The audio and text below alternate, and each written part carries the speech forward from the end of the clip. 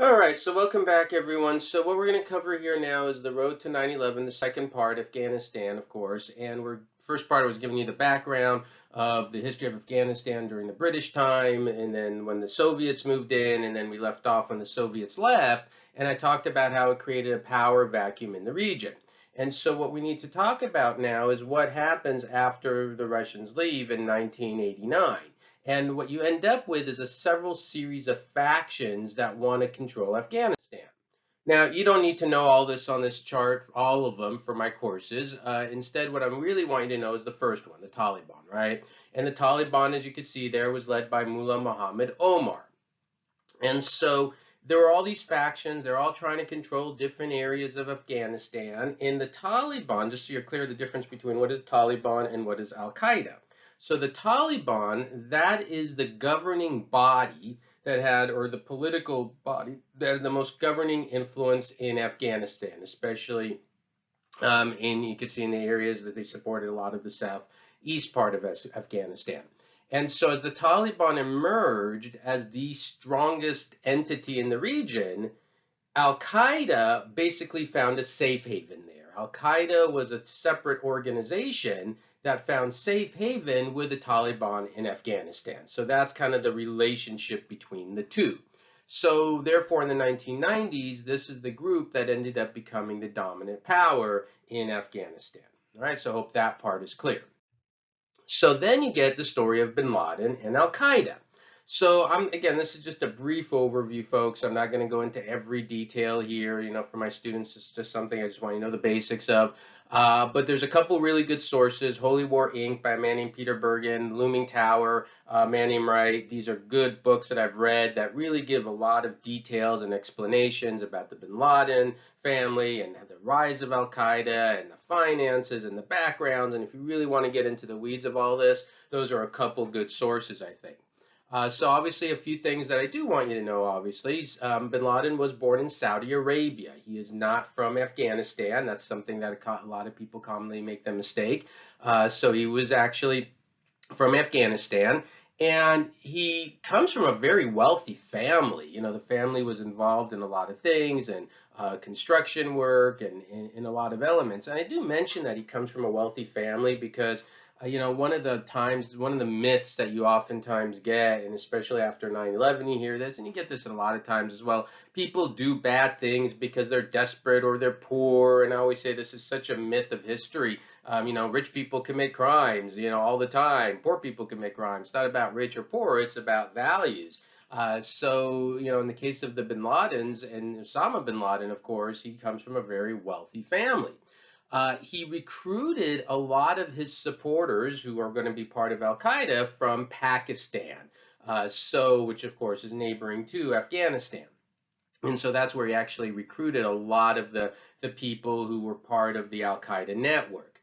And so in the early 1990s, as the Taliban are there, Al-Qaeda kind of sees the Taliban, they go kind of our kind of people, and they have this safe haven there. Now, when I say the Taliban, what are some things the Taliban did? And so for those of you in my History 165 class, you should be reading, of course, A Thousand Splendid Suns, and that is an amazing book, very powerful, talks about what life was like, especially for women. But I do want to give you a few things to understand what was going on. And I think one of the things they had that's just so Orwellian is this ministry called the Ministry for the Promotion of Virtue and Prevention of Vice.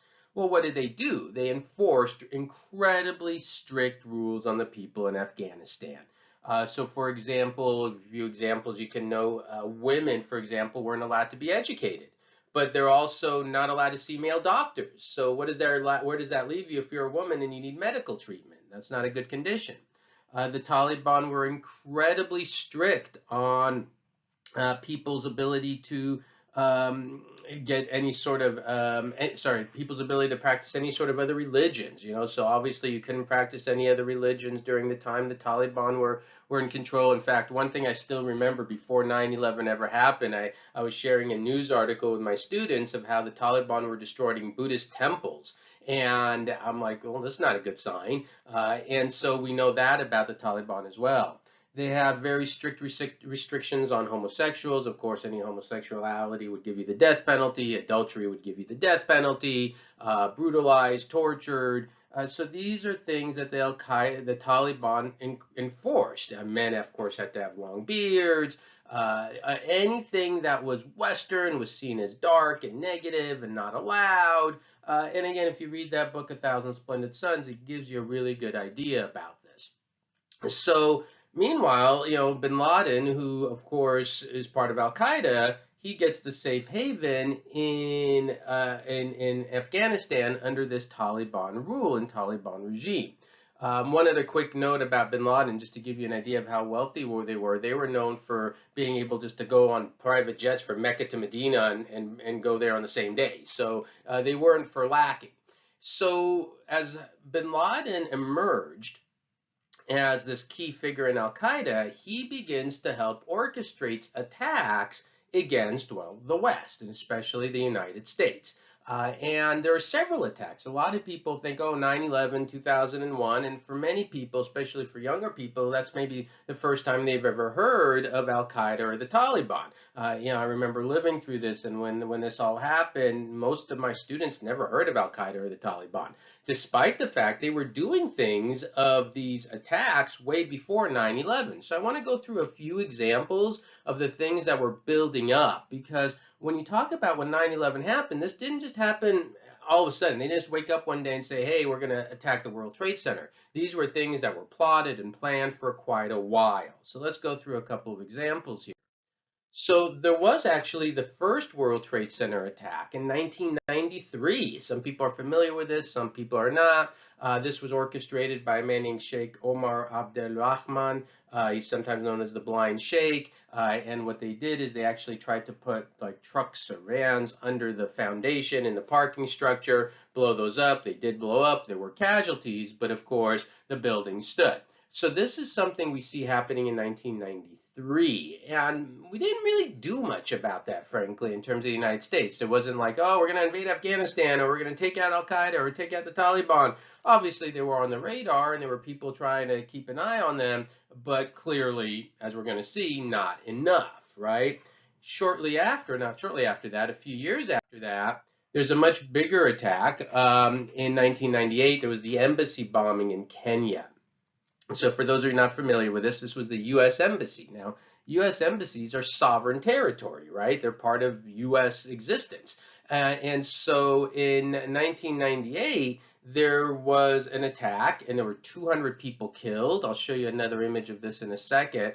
And this is where there was one writer named Richard Minotor, as you can see there, and he talked about a lot of this was happening during the Clinton years, during the Clinton administration, that there were definitely signs of things happening, that they were plotting pretty big attacks. And Richard Minotor, according to his accounts, somebody wrote a lot about this. At least he claimed that Clinton had 12 chances to take out bin Laden, but never did. There are other people who've read these accounts and say, well, hold on that, because a lot of these chances, a lot of civilians would have been killed. I think the overall point that I want my students to understand is that this didn't happen in a vacuum, right? That there were people who knew what was going on, that these things were happening, but there were a lot of mistakes made. And there's a really good documentary. There's a 3-part documentary called The Road to 9/11. And again, really gives a lot of detail of the different mistakes made during the period of time, really between, I think, the early 1990s all the way until the 2000s, spanning the Clinton administration, the Bush administration, President Bush the Younger. So it's not even a political thing, Democrat, Republic. I think there was just a failure in a lot of the intelligence community to deal with this. There are some other theories as to why we weren't as aggressive dealing with this, like after the Kenya bombing. When this took place, this is in August of 1998, one thing people were writing about was this was the exact same time that President Clinton was going through his affair with Lewinsky, and everything came out that, if you're not familiar with that, there's a lot of domestic policies at home, and that he was worried that if he would be too aggressive, the theory is that it would be seen as he's trying to distract from his personal issues, so he erred on the side of being less aggressive against the Taliban and Al-Qaeda. Who knows, right? But these are just different ideas that I've read about in the past. So bottom line, you get this this horrific attack on the embassy bombing in 1998, and still, no really major offensive against Al-Qaeda or the Taliban. This is just another image of the devastation that we see from the Kenya bombing, the embassy there. In the year 2000, there was another attack on U.S. interests. This was the ship U.S. Cole, which was it was in Yemen. It was in port in Yemen or near Yemen. I don't remember if it was in the port or just sailing around. And this was attacked by an Al-Qaeda attack as well. And so this happened. This is a U.S. ship attacked. This is pretty big, right? And again, very little was done in terms of dealing with Al-Qaeda after this. There were some other plans that were in the works that were stopped. So I don't want you to think, well, we did nothing and the United States didn't try to do anything to stop Al-Qaeda. There were, but it wasn't, of course, until 9/11 with the devastation of the World Trade Centers and the Pentagon that then it led to much bigger, actions by the U.S. So, of course, we do get to the, horrific day of 9/11. And in 9/11, the two World Trade Centers were attacked. The Pentagon was attacked. I hope by now even my students who are younger know there was a fourth plane that was probably, we believe, going to the Capitol building. But by the time that happened, people had cell phones, people were hearing what was going on, and the passengers on the fourth plane knew what was happening. They knew these hijackers were taking these planes and flying them into buildings.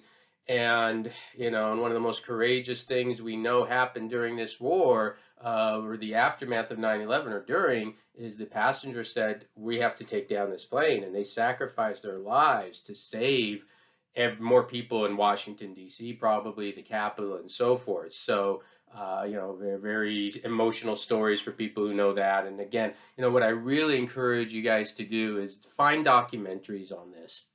And because and I really, for one, I like the documentaries that give you firsthand accounts, like people who recorded the raw footage at the time, kind of as it happened, because that really gives you a sense of the feelings and the emotions and what people went through.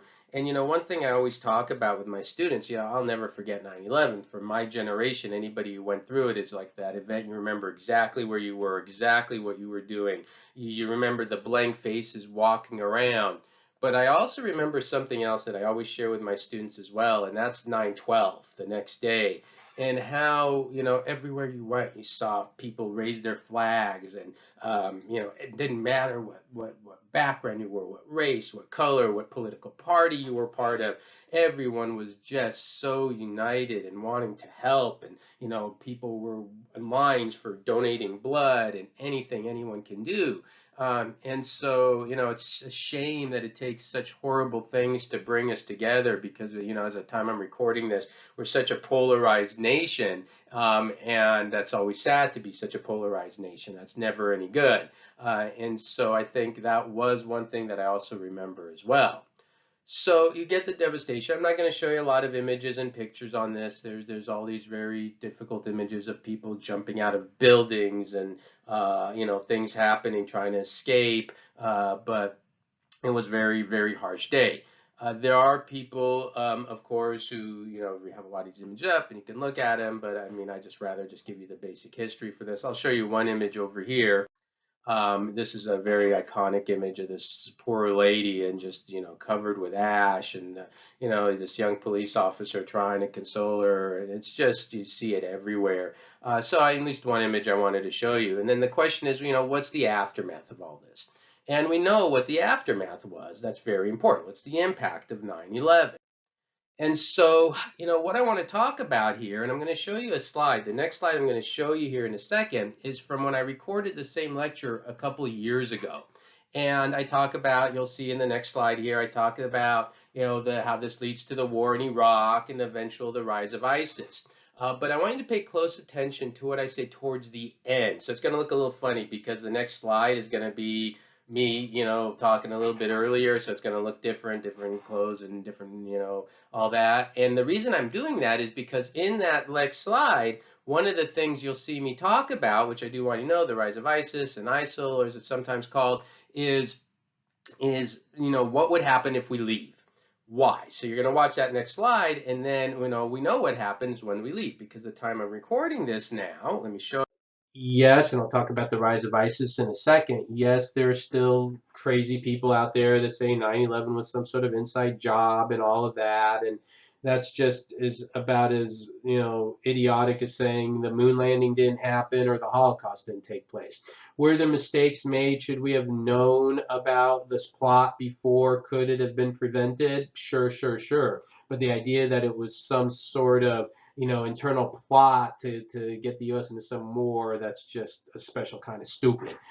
So in case you ever hear that anywhere. So of course, we get hit, we go into Afghanistan, and then, of course, we also go into Iraq. And in another previous lecture, I kind of talked about that a little bit. Why did we go into Iraq if Afghanistan was where Al-Qaeda was centered? And that was the idea that people believed at the time that Iraq was developing weapons, that they were using them to give to terrorists. And after 9/11, President Bush the Younger said, well, we're not taking any chances. So we moved into Iraq, we moved into Afghanistan, we toppled the control of those powers, both in Taliban and, of course, Saddam Hussein fell in Iraq. And so then what? Well, then we've been there for a long time. And as we pushed out Al-Qaeda and pushed out the Taliban, we see the rise of ISIS, right? Islamic State of Iraq and Syria, sometimes called ISIL, Islamic State of Iraq and Levant. They have their own name for it over there in the Middle East called Daesh. And at the end of the day, this group kind of ends up replacing the Taliban, and Al-Qaeda is this kind of new faction. And so we've been kind of fighting with them as well. What, of course, has happened is during the Obama years, we began to pull our troops out of Afghanistan. And very recently, the President Trump, he continued that pull out of Afghanistan. It's kind of interesting, actually, for all the polarization between somebody like people who support President Trump and people who support President Obama. The one thing they've both done is pull troops out of Afghanistan. And there are people who think, well, it's time to do that, get out. And there are other people, of course, make the argument that once you pull out, you create another vacuum of power that could potentially be filled with another group that could do more harm later on. So there's never any easy answers to this, but definitely this is kind of the origins of how 9/11 came about. So I hope that gives you a little bit of good information on Al-Qaeda. Again, there's some good videos and documentaries on it as well that I definitely encourage you to go and watch. All right. So over here by now, you should have watched the previous slide. We withdrew from Afghanistan in August of 2021. And so you hopefully heard that what I was saying in the previous slide. So we withdrew in August 2021. And what happened? The Taliban took power again. And, this is just, and of course, when we withdrew, it was not a good withdrawal. I don't think anybody would say that. This by now is, of course, during the Biden administration. American soldiers were killed and the military men were killed as we withdrew. It was a mess, and the Taliban's now in control. So what I said in the previous slide before we left, where I said, well, some people are concerned is if we leave, it's going to, lead to somebody else taking over. Well, it looks like we're back to the Taliban. And so this is just such the, sad circular history. I mean, the British come in and leave. The Soviets come in and leave. We go in and then we leave. And the poor people in Afghanistan, of course, have suffered tremendous throughout this. And they've had to deal with these very extreme governments. And, people's lives have been incredibly harsh. The Soviet wars saw countless numbers of people killed. And I don't know. I mean, I'm not here to be some person telling you I know I have all the answers on how to deal with this.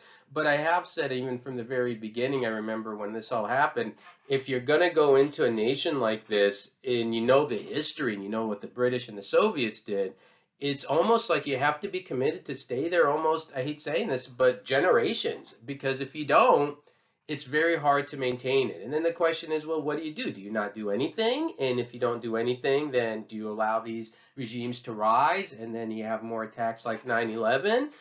Do you do a limited amount of stopping them? Do you do more and then you go in, but then you have American troops presence there? So, I think it's very easy for everyone to go back and say, oh, everybody did everything wrong and this and that. But these are not easy questions and easy solutions. And I think that's important to remember as well. But I did want to show you kind of where it ended up. So even though I talked about that a couple years earlier in the previous lecture, in the previous slide, we did end up seeing exactly what people were worried about. So anyways, that's a little brief history of events leading up to 9/11. Again, there's a lot more detail on this, and this really covers the last bit of material you need for the course. So I hope you got all that. Again, if you have any questions, please let me know. And that is all. I hope that was helpful and informative to everybody, especially for people who are younger, who may have never been alive when all this happened. All right, everyone, have a wonderful day.